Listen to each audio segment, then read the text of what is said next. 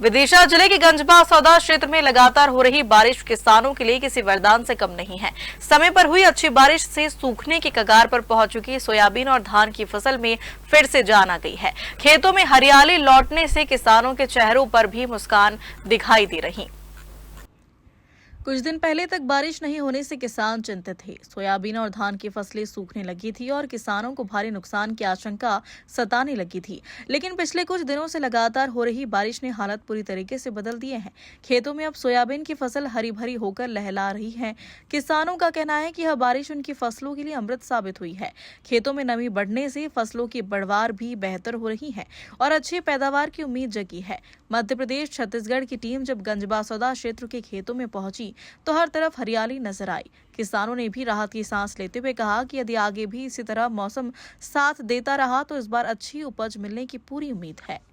नहीं, बिल्कुल जो अभी जो बारिश हुई है पिछले 3-4 दिनों से किसानों को काफ़ी इससे फ़ायदा हुआ है।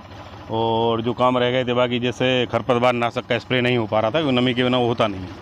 बारिश से जो नमी आई है तो बस वही काम में लगे हैं सब किसान। और बढ़िया है वैसे ये माना जा रहा है ICU से बाहर। हाँ, ICU से बिल्कुल बाहर आ चुका है। सोयाबीन आप खुद देख सकते हैं। हाँ। एकदम से उसने ग्रोथ पकड़ ली है। तो लगभग महंगाई है तो दवाइयों में खर्च आ रहा होगा। दवाई में काफ़ी महंगाई है। अब ये मान के चलो है कि अपन को 500-600 रुपये बीघा के हिसाब से छिड़काव का समय पड़ रहा है ये कौन लागत दवाई की। और उसके बाद ये मुर्रा पंचायत का ग्राम मेवली है।